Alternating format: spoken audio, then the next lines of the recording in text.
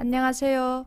책 읽어드리는 심심이입니다. 오늘은 오쇼의 장자 강의, 삶의 길, 흰 구름의 길. 세 번째 이야기, 장자, 불사조를 말하다. 읽어드리겠습니다. 회자는 양나라의 재상이었다. 그는 장자가 자신이 지위를 탐내 그를 몰아내고 대신 들어앉을 음모를 꾸미고 있다는 비밀 정보를 믿게 되었다. 장자가 양나라를 방문하러 왔을 때 혜자는 경찰을 풀어 그를 체포하도록 명령했다. 그러나 사흘 낮과 밤을 수소문했음에도 불구하고 그들은 장자를 찾을 수 없었다. 그 기간이 지난 뒤 장자는 스스로의 뜻에 따라 혜자 앞에 모습을 나타내 말했다. 그대는 저 남쪽 나라에 사는 한 마리 신비로운 새, 영원히 늙지 않는 불사조에 대해 들어본 적이 있는가? 이 불멸의 불사조는 남쪽 바다에서 날아올라 저 북쪽 바다로 날아가는데 신성한 나무 위가 아니면 내려앉지 않고 가장 고결하고 희귀한 열매가 아니면 잎대지 않으며 오로지 가장 정결한 샘에서만 물을 마신다. 한 번은 부엉이 한 마리가 이미 반쯤 썩은 죽은 쥐를 뜯어먹고 있다가 비상해가는 이 불사조를 보았다. 부엉이는 그를 올려다보고는 놀라서 비명을 질렀다. 그리고는 두려워하고 당황하며 죽은 쥐를 꽉 움켜잡았다. 재상이여, 그대는 왜 그토록 광적으로 그대의 재상직에 매달리며 나를 보고는 놀라 비명을 지르는가? 현대 심리학도 열등감이 욕망을 만들어낸다는 점에서 장자나 노자, 붓다에게 동의한다. 정치인은 인간성의 가장 나쁜 본성에서 생겨난다. 모든 정치인은 수드라, 곧 불촉 천민들이다. 그렇지 않을 수가 없다. 인간의 마음은 열등의식을 느낄 때마다 남보다 우월해지려고 하기 때문이다. 그 반대쪽이 태어나는 것이다. 추하다고 느끼는 순간 그대는 아름다워지려고 노력한다. 아름답다면 굳이 아름다워지려고 노력할 필요가 없다. 추한 여자를 보면 정치인들의 본성을 이해할 수 있다. 추한 여자는 언제나 자신의 추한 면을 감추려고 늘 아름다워지려고 노력한다. 적어도 화장품으로, 옷으로, 장신구로 추함을 가리려고 한다. 어떻게든 못생긴 면을 가리고 그것으로부터 달아나기 위해 반대의 것을 만들어야 한다. 진정으로 아름다운 여인은 걱정하지 않는다.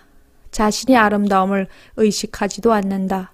그리고 의식하지 않는 아름다움만이 진정한 아름다움이다. 의식하는 순간 추해진다. 자신이 열등하다고 느낄 때 자신을 다른 사람들과 비교하고 그래서 그들이 자신보다 우월하다는 것을 느낄 때 그대는 무엇을 하는가? 에고가 상처 입는다. 그대는 열등한 것이다. 그대는 그 사실을 그대로 받아들일 수가 없다. 그래서 자신을 속이고 다른 사람을 속이게 된다. 어떻게 속이는가? 두 가지 길이 있다. 하나는 정신병자가 되는 길이다. 그대는 자신이 알렉산더라고 히틀러라고 선언할 수가 있다. 그러면 쉽다. 다른 사람들이 뭐라고 말하든 그것에 대해 고통받지 않으니까 전 세계의 정신병원에 가보라. 그곳에서 그대는 역사상의 위대한 인물들이 여전히 살아있음을 발견하게 될 것이다. 인도 수상 네루가 살아있을 적에도 인도에서 10명이 넘는 사람들이 자기가 네루라고 믿었다.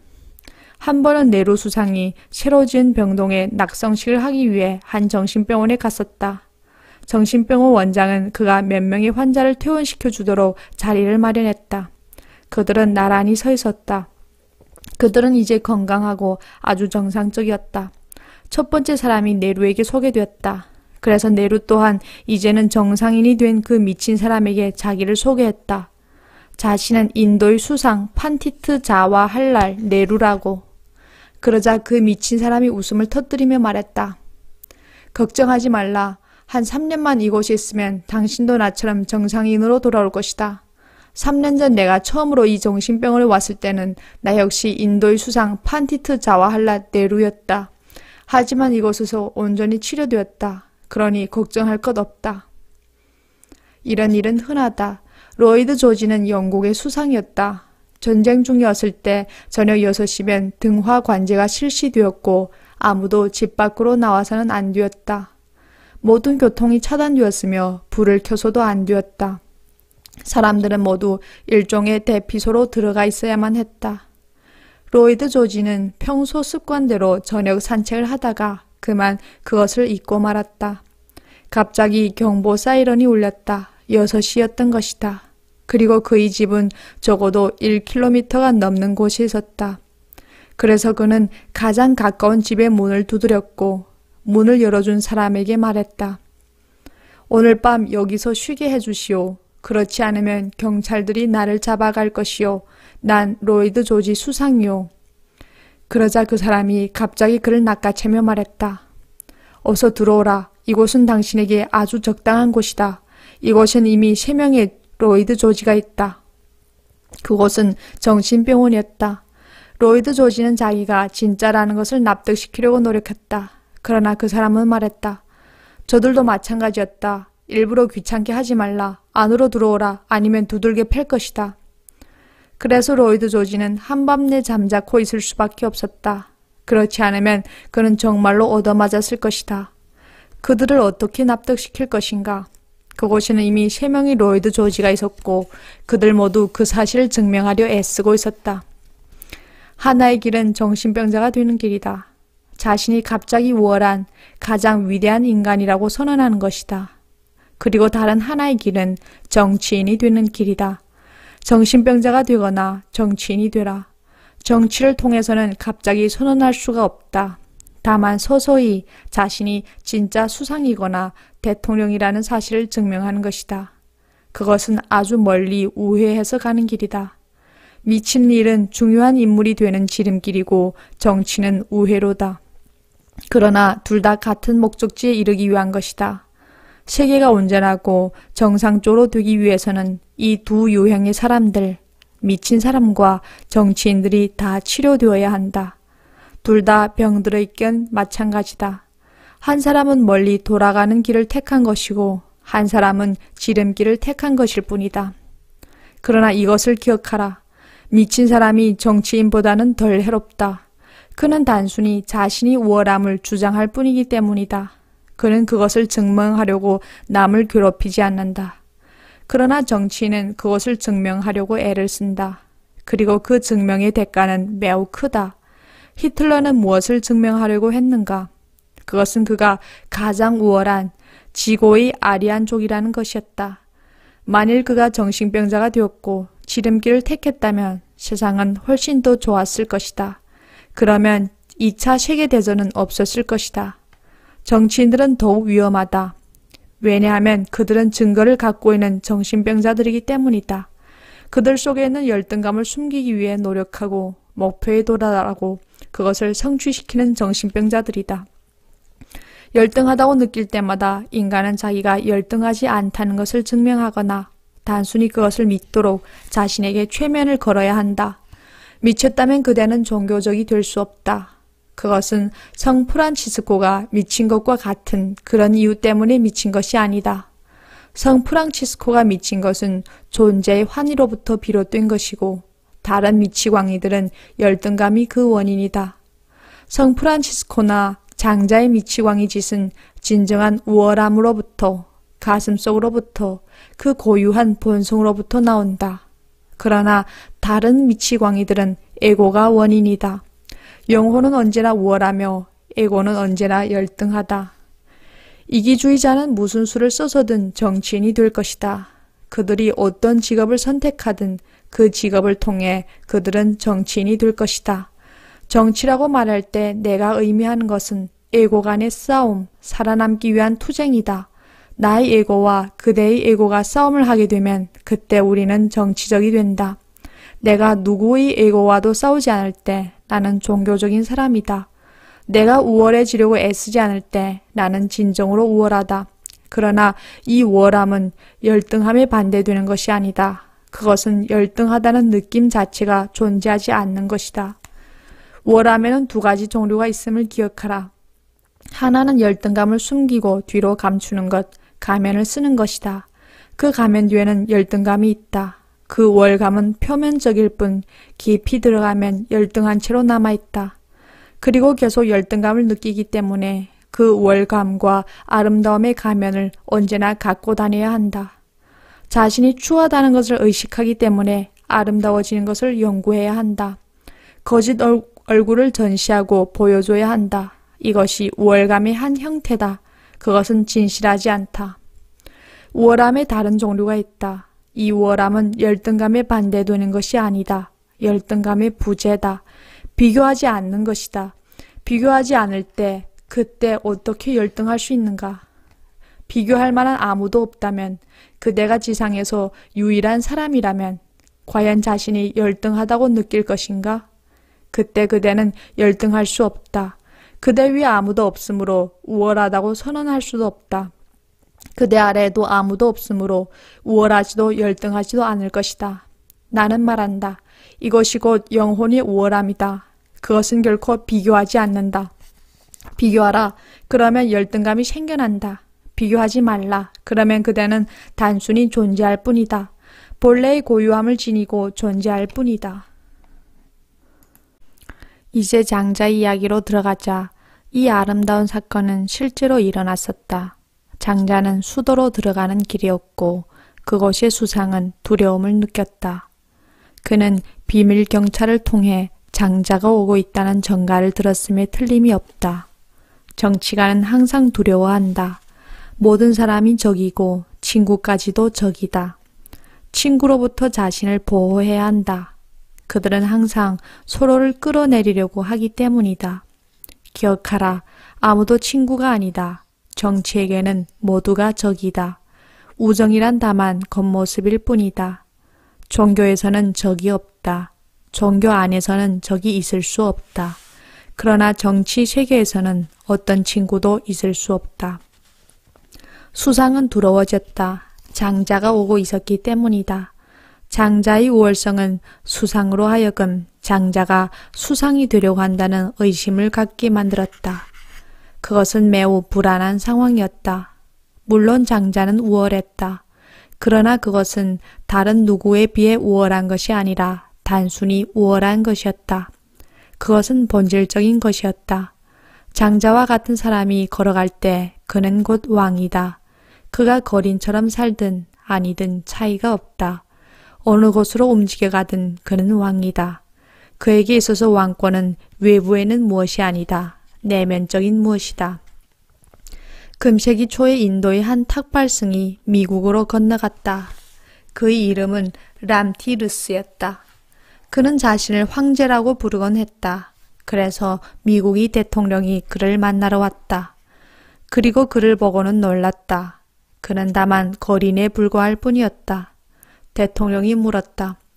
난 이해할 수 없다. 당신은 왜 자신을 황제라고 칭하는가? 당신은 거린처럼 보인다. 당신은 황제 람의 6가지 계명이라는 책까지 썼다. 왜인가? 람티르스가 웃으며 말했다.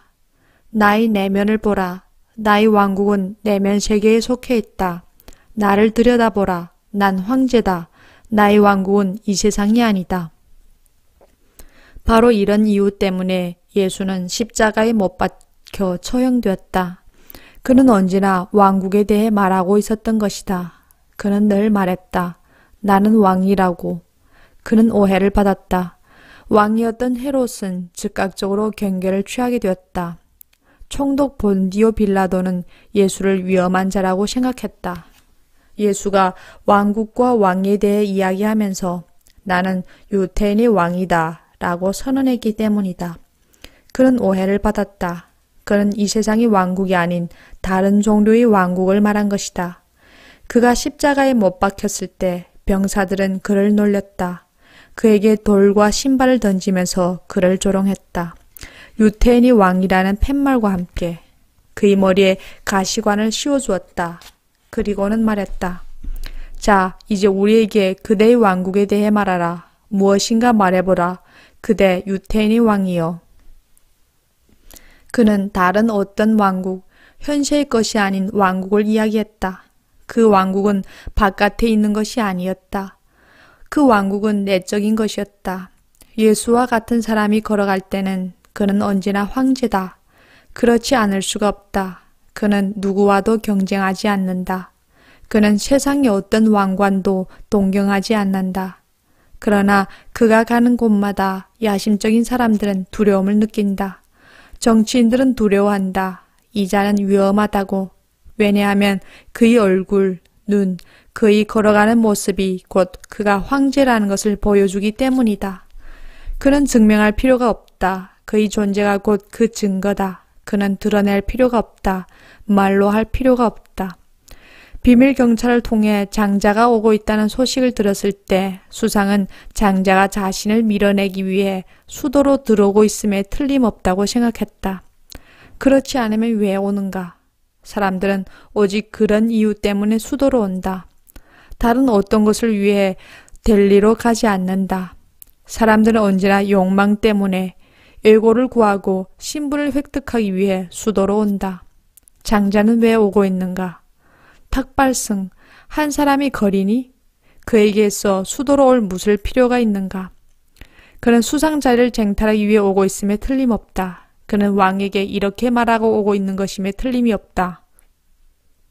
내가 적임자다. 나에게 수상직을 달라.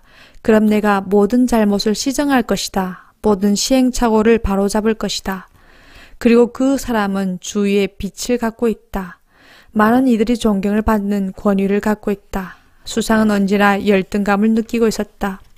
그의 깊은 내면 그곳엔 열등의식이 있었다. 마치 질병과 같이, 심장을 갉아먹는 벌레와 같이 언제나 우월한 이들을 두려워하면서. 정치는 다르게는 생각할 수가 없다. 첫 번째로 이해해야 할 것은 자신의 모습대로 다른 사람에 대해서도 생각한다는 것이다. 그대의 욕망, 그대가 가진 욕망이 그 기준이다. 그대가 부를 추구한다면 그대는 다른 이들도 부를 추구한다고 생각한다. 도둑은 자신의 주머니를 조심한다. 그것이 곧 그가 도둑이라는 사실을 말해준다. 그대 안의 욕망이 곧 그대가 세상을 이해하는 언어다. 정치가는 언제나 음모와 결학의 관점에서만 생각한다. 누군가가 나를 축출하려고 하고 있다. 누군가가 나를 제거하려 한다. 왜냐하면 그것이 곧 그들이 해온 일, 그들이 전 생애를 통해 해온 일이고 음모이기 때문이다. 정치는 모략군이다. 그것이 곧 그들의 언어다. 그대는 자신의 마음을 통해 다른 이들을 본다. 내부에 은밀히 감추어져 있는 것을 다른 이들에게도 투영한다. 해자는 생각했다. 장자가 나를 축출하려고 음모를 꾸미고 있다고. 이것은 실로 아름다운 이야기다. 경찰은 도둑을 잡을 수 있을 뿐이다. 그들은 서로를 이해한다. 경찰의 마음과 도둑의 마음, 그것들은 서로 다르지 않다. 그들의 마음, 그들의 사고방식은 똑같다. 단지 그들의 주인만이 다를 뿐이다.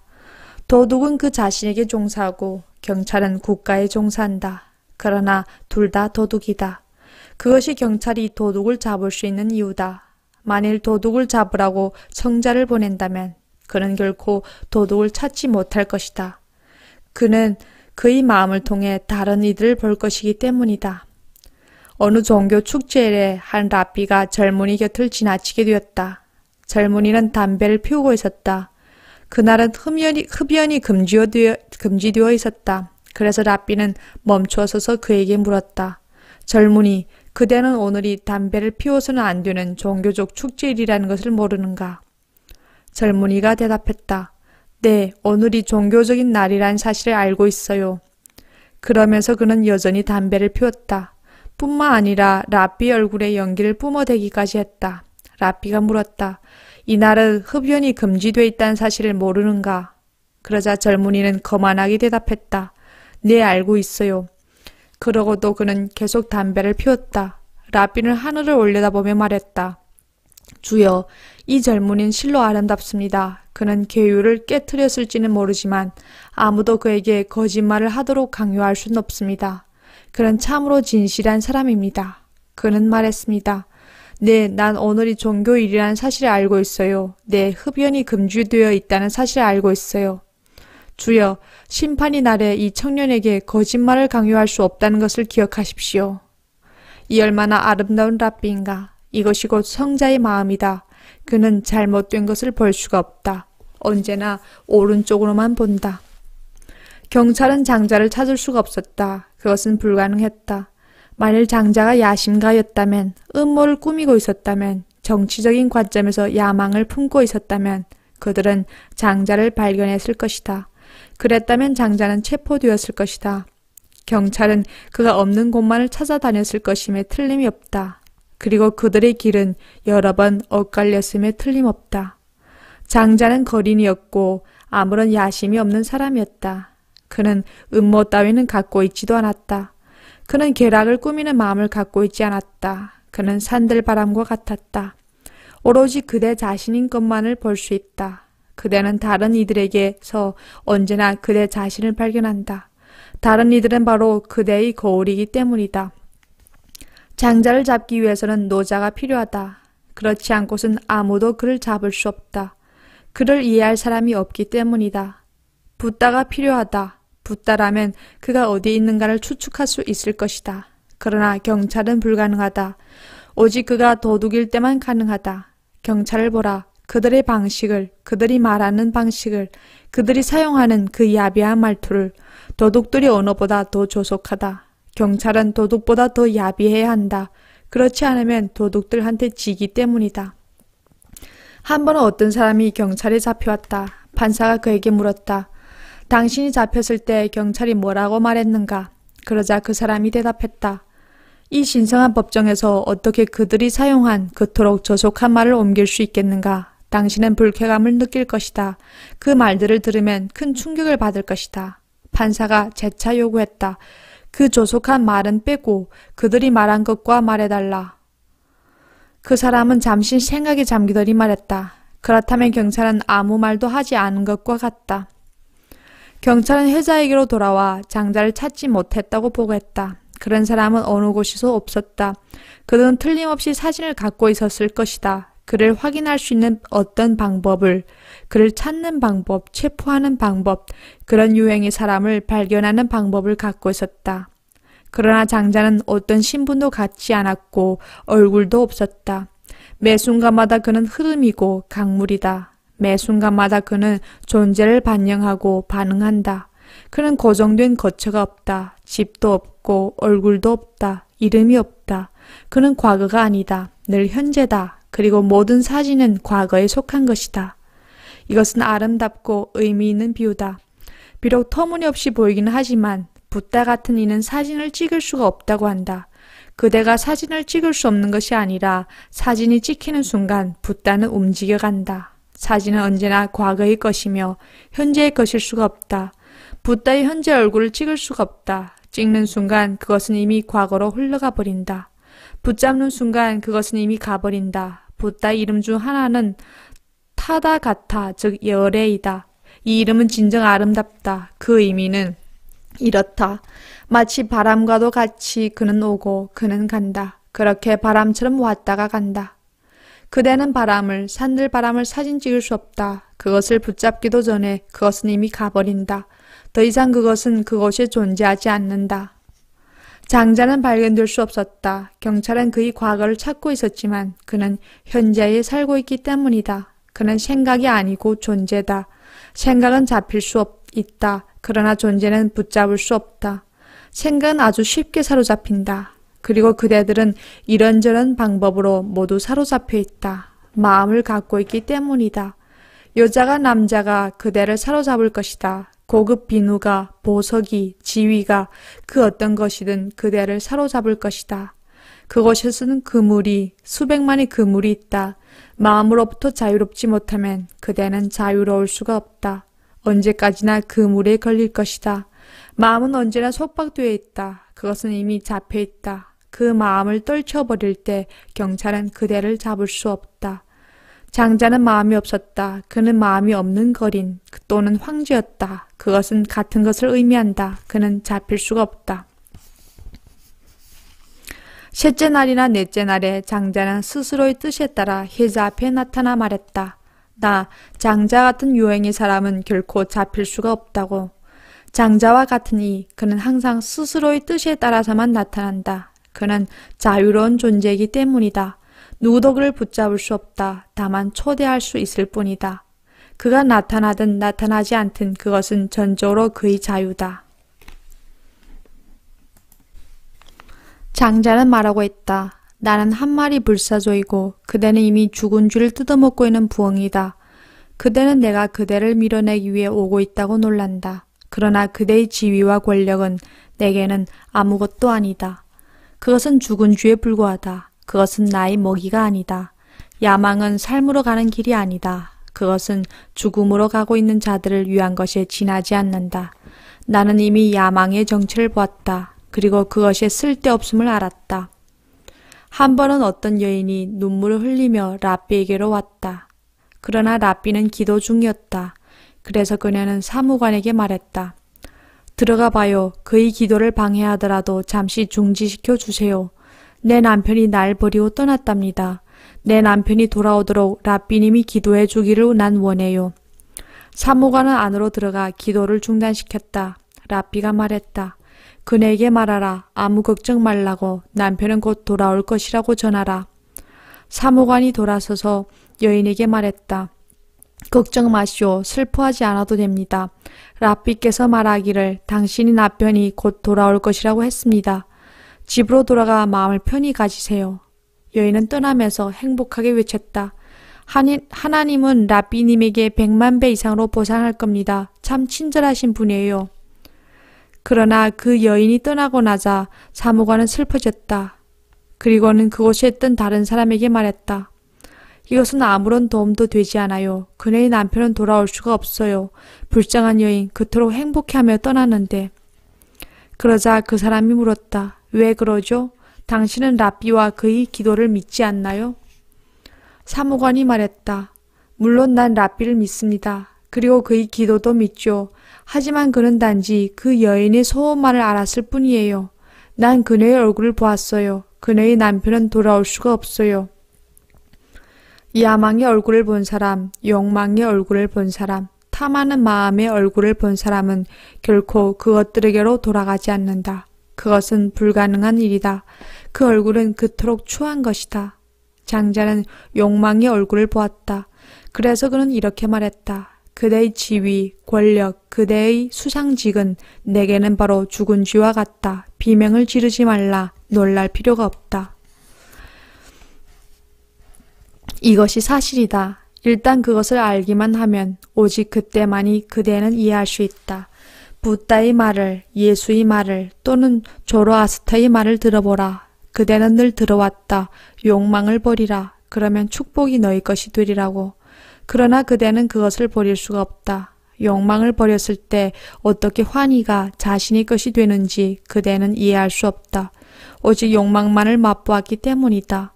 그것은 독 있는 음식인지도 모른다. 그러나 그것이 지금까지 그대의 유일한 음식이었다. 그대는 독이 든 샘에서 물을 마셔왔다. 그래서 누군가 끊어버리라고 말하면 그대는 목말라 죽을 것을 두려워한다. 그대는 순수하고 정결한 샘물이 있다는 것을 모른다. 고결한 열매가 열리는 나무가 있다는 것을 모른다. 욕망을 통해서만 보았기 때문에 그 열매와 나무를 볼 수가 없다. 눈이 욕망으로 가득 찼을 때 그 눈은 죽은 쥐만을 본다. 이 부엉이는 키 큰 나무의 꼭대기에 앉을 수 있으나 오직 죽은 쥐만을 찾고 있다. 죽은 쥐가 길에 보일 때마다 그 부엉이는 흥분한다. 아름다운 열매를 던져준데도 부엉이는 흥분하지도 않고 그것을 쳐다보지도 않을 것이다. 그것을 알아차리는 일은 불가능하다. 그 열매가 있다는 사실은 결코 부엉이에게 가닿지 않는다. 욕망이 하나의 차단막처럼 작용하기 때문이다. 단지 욕망이 허용하는 것만이 흘러들어온다. 욕망은 마치 문간에 서서 그대 존재를 지키는 경비원과도 같다. 욕망은 자신에게 호소력 있는 것에게만 출입을 허용한다. 그 경비원을 바꾸라. 그렇지 않으면 그대는 항상 죽은 쥐만을 먹고 살 것이다. 부엉이의 상태에 머물러 있을 것이다. 그것은 비참한 일이다. 슬픈 일이다. 왜냐하면 그대 깊숙한 곳에서는 한 마리 불사조가 숨어 있는데 그제는 여전히 부엉이처럼 행동하고 있기 때문이다. 삶에 만족하지 못한 이유가 그것이다. 그래서 편안하지 않고 행복하지 않다. 어떻게 불사조가 죽은 쥐로 환희를 느낄 수 있겠는가? 그래서 그대는 언제나 이방인이다. 그리고 죽은 쥐는 그대에게 적당한 먹이가 아니다. 그대는 여러 번 그런 느낌을 받았다. 삶에서 여러 차례 이것은 그대를 위한 것이 아니라는 사실을 느꼈다. 불사조가 스스로 모습을 나타낸다. 그러나 부엉이는 더없이 소란스럽다. 그리고 그대는 그토록 오랫동안 부엉이를 믿어왔기 때문에 마치 습관처럼 그것을 따른다. 그것은 죽은 습관이지만 그대는 단순히 그것을 따른다. 바퀴 자국이 그것이 했다. 어떤 것도 할 필요가 없다. 단순히 그 자국을 따라 달리기만 하면 되는 것이다. 그대는 계속 돌고 돌면서 달리고 있다. 같은 욕망, 같은 욕심, 같은 야망 위를. 그대가 번민과 악몽 속에 살고 있는 것은 당연하다. 내면의 장조로 하여금 자신을 주장하게 하라. 내면의 불사조로 하여금 자신을 주장하게 하라. 그 목소리를 들으라. 그것은 조용하고 작은 목소리다. 그대는 고요히 침묵해야만 할 것이다. 그 부엉이를 잠들게 해야만 할 것이다. 오직 그때만이 그대는 들을 수가 있다. 부엉이는 에고이며 마음이다. 불사조는 영혼이다. 그 새는 남쪽에서 태어난다. 그 새는 바다로부터 온다. 오로지 고결하고 드문 열매만을 먹으며 가장 정결한 샘에서만 물을 마신다. 그 샘물이 그곳에 있다. 그 신성한 나무가 그곳에 있다. 그대는 부엉이 때문에 모든 것들을 놓치고 있다. 부엉이가 그대 인도자가 된 것이다. 그때 그대는 자신이 행하고 있던 일, 다시 말해 죽은 쥐를 뜯어먹고 있던 일을 보게 될 것이다. 장자는 옳았다. 수상은 쓸데없이 놀랐다. 내부의 불사조가 그 삶을 살기 시작하면 그 부엉이, 수상은 처음엔 무척 놀랄 것이다. 마음은 명상에 대해 여러 가지 장애물을 만들어낼 것이다. 마음은 두려워하기 때문이다. 그 수상이 두려워하기 때문이다. 이 장자, 이 명상이 자신을 밀어내려고 다가오고 있다고. 그대의 마음은 죽은 쥐를 꽉 움켜잡고는 비명을 지르고 겁을 먹는다. 마치 누군가가 그 먹이를 빼앗아 가기라도 하려는 듯이. 언제나 깨어 있어야 한다. 오직 깨어 있음만이 그대를 도와줄 것이다. 한 사람이 어린아이와 대화를 나누고 있었다. 어린아이는 숙제 하나로 편지를 써서 아버지에게 보여주었다. 그것에선 단어 숫자만큼 틀린 철자들이 있었다. 아니, 그보다 더 많았다. 그래서 아버지가 말했다. 너희 맞춤법은 순 엉터리다. 왜 사전을 찾아보지 않느냐? 의심이 갈 때는 사전을 찾아봐라. 아이가 말했다. 하지만 아버지, 전 조금도 의심이 가지 않아요. 그대의 마음도 이와 같다. 마음은 붓다에게 말한다. 하지만 난 조금도 의심이 가지 않는다고. 마음은 결코 스스로를 의심하지 않는다. 그것이 문제다. 마음은 모두를 의심한다. 붓다까지도 의심한다. 신이 문을 두드린다 해도 마음은 그를 의심할 것이다. 예수가 온다 해도 의심할 것이다. 그대는 나를 의심한다. 그러나 결코 스스로를 의심하지는 않는다. 왜냐하면 마음이 한번 자신을 의심하기 시작하면 그것은 이미 존재를 상실하기 때문이다. 그때 마음은 확신을 잃는다. 일단 마음을 의심하기 시작하면 머지않아 그대는 명상의 10년 속으로 떨어질 것이다. 신비가 바알셈터부가 죽음을 맞이하고 있었다. 그의 아들 헤르츠는 매우 잡이 많고 의식이 없는 자였다. 죽기 전에 바알셈은 아들에게 말했다. 오늘 밤이 내게는 마지막이다. 그러나 헤르츠는 생각했다. 아무도 죽음이 오는 때를 알 수가 없다. 그는 의심했다. 바알셈은 그의 아버지였으며 수천 명이 그를 메시아로 여기고 수백만의 사람들은 구원으로 인도한 사람이라고 믿고 있었다. 그러나 그의 아들은 그를 의심하고 있었으며 그날 밤 그는 잠들어 버렸다. 그가 한밤중에 깨어났을 때 아버지는 이미 세상을 떠난 상태였다. 그러자 그는 눈물을 흘리며 통곡하기 시작했다. 그는 커다란 기회를 놓쳤고 이제는 살아있는 아버지를 다시 볼 가능성이 전혀 없었다. 그는 결코 자신이 마음을 의심하지 않았고 그 대신 바알셈을 의심했던 것이다. 놀라움과 절망 속에서 그는 통곡하기 시작했다. 그는 눈을 감고 생애 최초로 아버지가 죽은 지금에야 비로소 아버지에게 말하기 시작했다. 그의 아버지는 언제나 그를 부르곤 했다. 헤르츠, 내게로 오라. 그러면 그는 대답하곤 했다. 네, 갈 겁니다. 하지만 지금은 좀 더 중요한 일이 있어요. 그대의 마음은 이와 같다. 그대는 말한다. 지금은 좀 더 중요한 다른 일이 있다고. 조금 있다 가겠다고. 기다리라고. 그러나 죽음은 다리를 끊어버린다. 그래서 헤르츠는 울면서 자신이 아버지에게 말하기 시작했다. 이제 난 무엇을 해야 합니까? 난 길을 잃었습니다. 지금 어둠 속에 있습니다. 어떻게 하면 그동안 나를 속여온 이 마음을 떨쳐버릴 수 있을까요? 난 결코 마음을 의심하지 않았고 당신을 의심했습니다. 이제 그것 때문에 나는 슬픕니다. 그때 바알셈이 헤르츠의 내면에 나타나 말했다. 나를 보라. 내가 하는 것과 똑같이 하라. 헤르츠는 꿈에서처럼 하나의 환영을 보았다. 바알셈이 언덕 꼭대기로 올라가 10년 속으로 떨어져 내리면서 말하고 있었다. 내가 하는 것과 똑같이 하라고. 헤르츠가 말했다. 전 이해할 수가 없습니다. 다시 의심이 생겨난 것이다. 아버지는 지금 무엇을 말하고 있는 것일까? 이것은 자살을 의미하는 것 같다. 그러자 바알셈이 웃으며 말했다. 넌 아직도 나를 의심하고 있다. 너 자신을 의심하지는 않는다. 그럼 이렇게 하라.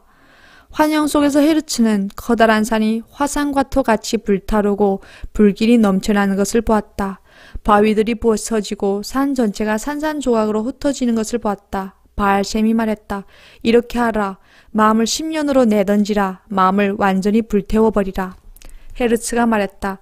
깊이 생각해 보겠습니다. 심사숙고해 보겠다고 말할 때 그대는 사실 의심하고 있는 것이다. 그대가 아니라 의심하는 마음이 생각을 한다. 의심이 없을 때는 그대가 아니라 믿음이 행동한다. 의심은 생각하고 믿음은 행동한다.